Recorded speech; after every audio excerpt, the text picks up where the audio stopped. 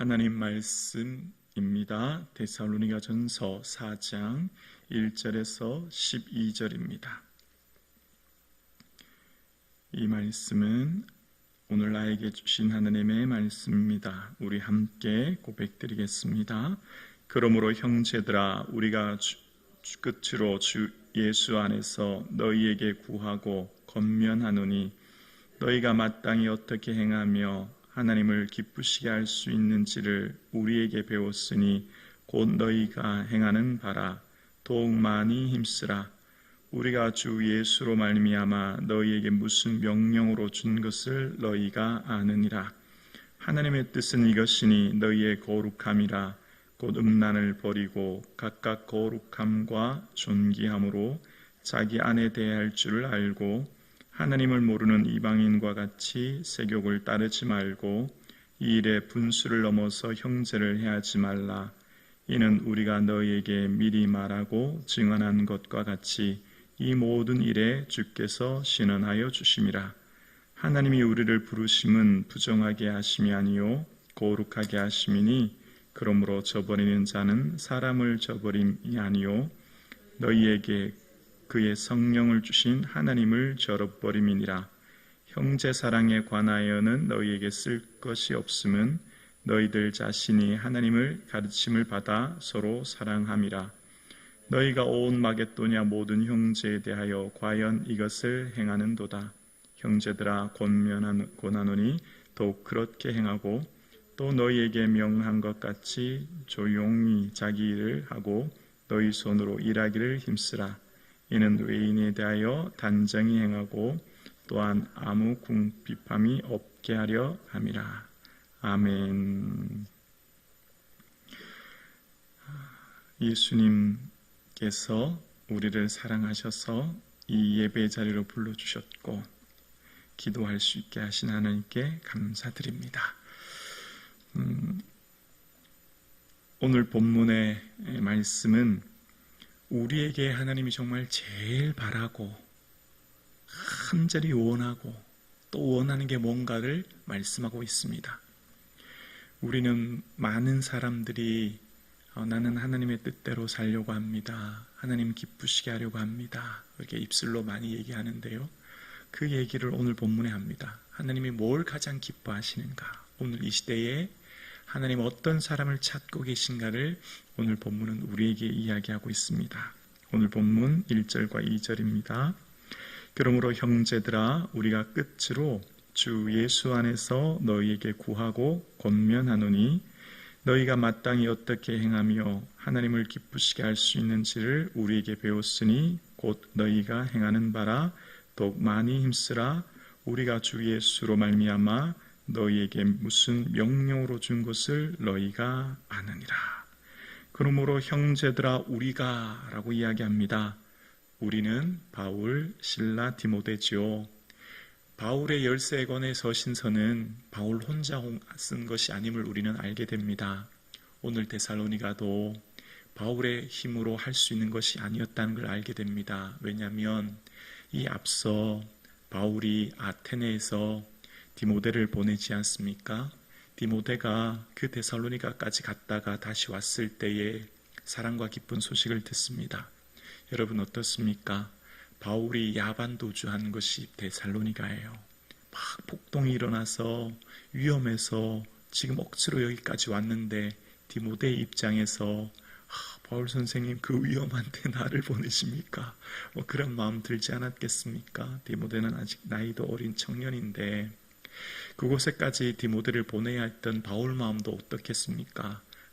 디모데가 정말 잘 다녀와야 될 텐데 혹시 갔다가 무슨 큰 어려움은 당하지 않을까, 그런 염려하지 않았겠습니까? 그런데 이 디모데가 바울의 말에 순종하고 또 디모데가 다녀왔기에 또 이 데살로니가 교회 안부를 알게 되었고, 또 이 데살로니가 이 말씀이 오늘 우리에게 있는 것이지요.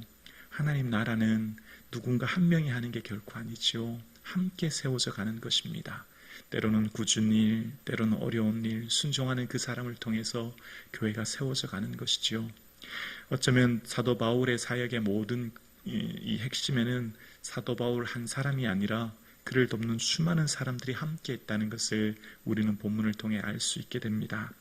오늘 주님께서 세워가시는 몸된 교회, 힘들고 어렵지만 한마음이 되어 세워갈 수 있는 은혜가 있기를 주님의 이름으로 축복합니다. 그러면서 이제 마지막으로 이 데살로니가 교회에 썼던 편지의 내용이 하나님을 기쁘시게 하는 게 뭘까? 그리고 예수님 우리에게 명령하신 게 뭔가? 이제 그걸 이야기하는 겁니다. 여러분, 인생을 사는데 어쩌면 목적, 우리 인생의 목적이 예수 믿는 자와 우리의 차이점 한 가지가 있다면 그것은 바로 우리의 목적은 하나님의 기쁨 아닙니까? 예수님 나에게 말씀하신 명령이 우리의 삶의 목적, 존재, 이유, 근거 아니겠습니까? 그것을 이제 오늘 본문이 이야기하는데요.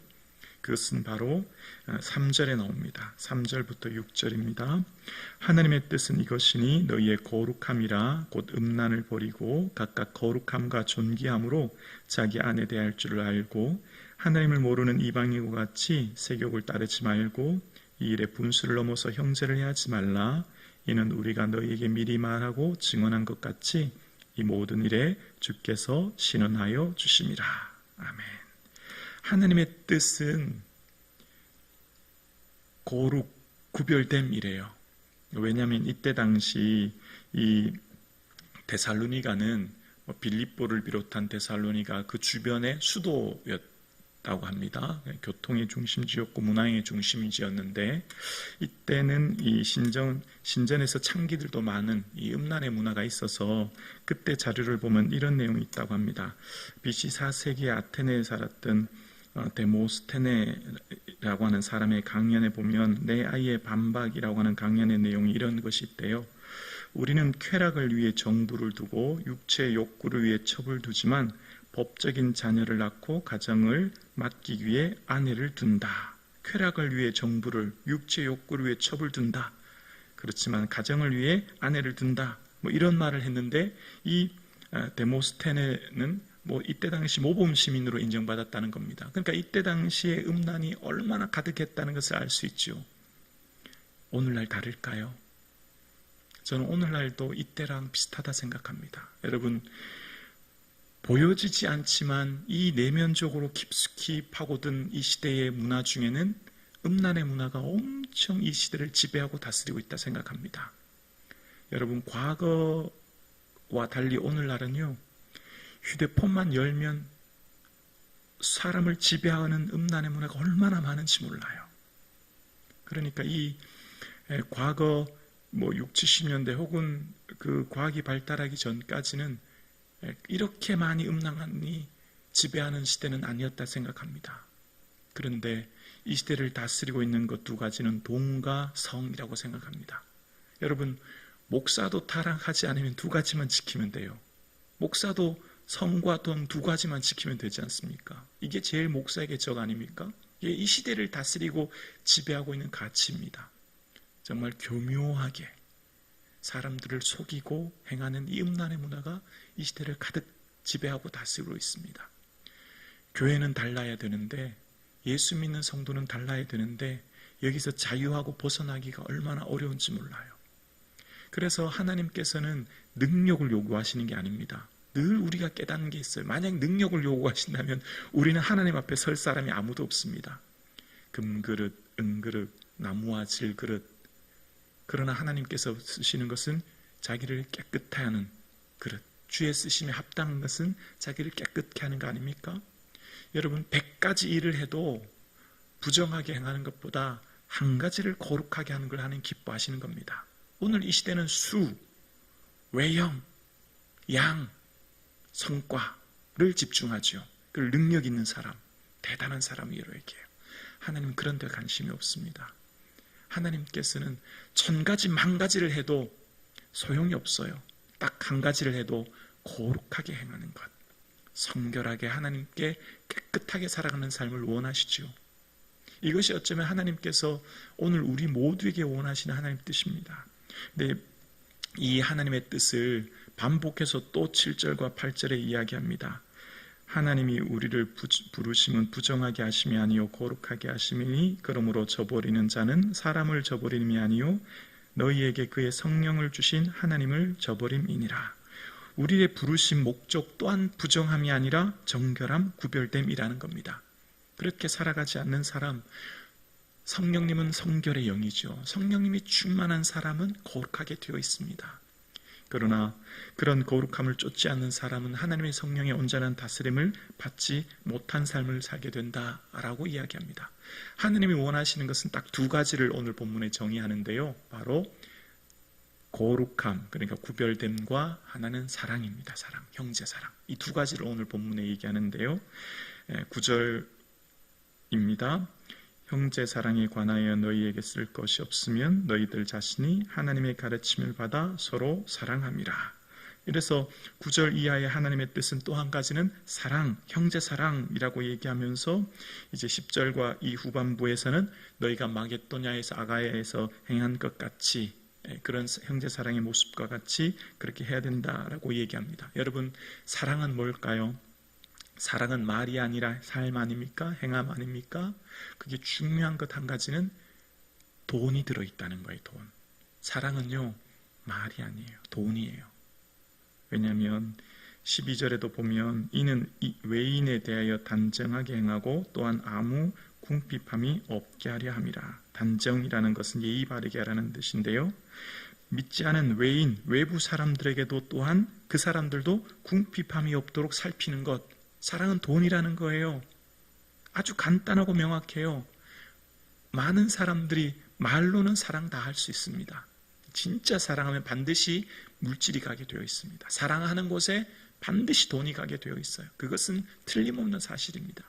그래서 바울이 얘기합니다. 거룩은 성이라는 것이고, 거룩은 성을 지키는 것, 정결하게 하는 것이고, 사랑은 돈이라는 겁니다. 이것은 우리가 성경에서 말하는 이 시대를 다스리는 두 가지 가치를 대변하는 거예요. 이 시대는 자본주의 사회에 돈이 다스리는 사회 아닙니까? 돈에는 반드시 그 안에 쾌락이라는 게 들어있습니다. 쾌락의 핵심이 뭡니까? 성 아닙니까? 그래서 오늘날 이 시대에 쾌락 사랑하기를 하나님 사랑하기보다 더하는 시대 아닙니까? 그래서 오늘 이 시대를 다스리고 있는 이 두 가지를 거부하고 살아가는 것, 하나님 그것을 기뻐하신다는 겁니다. 그래서 하나님께서 오늘 우리가 하나님 어떻게 기쁘시게 하는가? 하나님 기쁨이 뭔가 대단한 성과를 이루고 능력 있는 삶을 사는 것 아니라 매 순간마다 예수님 바라보시고, 아멘이시죠? 예수님 생각하고 예수님 위해 살아가는 삶. 그리고 오늘 본문 뒷단락에는 이 시대 사람들이 예수님 곧 오신다고 그랬는데 먼저 임종한 사람이 생긴 거예요. 그랬더니 그러면 예수님 오실 때 우리가 부활하지 않는 것 아닌가?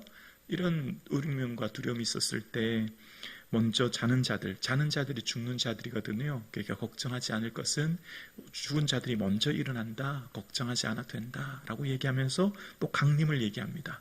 지금 데살로니가에서 계속 서신서에 얘기하는 게 뭐죠? 강림이에요. 강림. 예수님 오심. 사랑하는 성도님, 밤에 누우실 때 예수님 오늘 밤에 오시면 좋겠습니다. 아멘이십니까? 우리의 소망이 예수님 곧 오시는 걸 기다리는 삶 아닙니까? 그것이 곧 거룩을 만드는 거예요. 예수님 오시기를 손꼽아 기다리는 사람이 정결하게 사는 거죠. 우리의 소망이 예수님 다시 오시는 것, 예수님 기다리는 삶입니다. 그런 삶은 어떻게 될까요? 죽음이 두렵지 않아요. 죽음이 무섭지 않아요. 이제 곧 예수님 만날 건데 왜 많은 사람이 신앙생활하다 두려움과 근심과 염려가 있지요? 죽음이 두렵거든요. 근데 매 순간마다 아침에 눈을 뜰 때, 저녁에 눈을 감을 때 예수님 오늘 밤에라도 좀 왔으면 좋겠습니다. 아니면 내일 아침에라도, 내일이라도 오셨으면 좋겠습니다. 간절히 기다리는 자에게는요, 마지막 눈을 감을 때 더 이상 죽음이 우리를 두렵게 하지 못합니다. 바울이 왜 그의 삶에 춥고 헐벗고 매맞고 고통당하면서 주의를 했지요? 주님 오실 날을 바라보기 때문이에요. 그래서 6절 끝부분에 다시 한번 보면 이런 말씀이 있죠. 6절 후반자에 보면 이 일의 분수를 넘어서 형제를 해하지 말라. 이는 우리가 너희에게 미리 말하고 증언한 것 같이 이 모든 일에 주께서 어떻게 해요? 신원하여 주심이라. 에크디코스라고 하는 신호는요, 보응이라는 거예요. 보응, 보복, 보응, 갚아주신다는 거예요. 주를 위해 살아가면서 성결하게 살아가고 형제를 살아가기 위해 물질을 나눠주는 모든 것들에 결코 없어 사라지는 게 아니라 보응해 주시는 하나님. 왜 보응해 주시지요? 우리에게는 그리스도의 심판대가 있잖아요. 반드시 그날에 우리의 삶의 무게를 재어볼 날이 있습니다. 그날에 반드시 주님 앞에 내 삶을 자랑할 것인가, 우리 앞에 하나님께 삶을 내어놓을 삶이 반드시 있는 것이죠. 그래서 사도 바울이 끊임없이 고백한 게 생명의 말씀을 밝혀 우리의 수고와 다름질이 헛되지 아니하고 그리스도의 날에 자랑할 것이 있는 것. 이게 사도 바울의 늘 관심사였어요. 오늘 함께 예배드리시는 사랑하는 성도님, 이 땅에서의 자랑이 아니라 예수님 앞에 자랑할 것이 있는 삶 사실 수 있기를 저와 여러분 간절히 소원하기를 주의 이름으로 축원합니다. 사람들은 외모만 보잖아요. 거칠에만 보잖아요. 그러나 예수님은 속마음을 보시잖아요. 예수님 앞에 그래 수고했다, 애썼다, 잘했다 칭찬받는 그 한마디 듣기 위해 오늘도 살아갈 수 있기를 주님의 이름으로 축원합니다.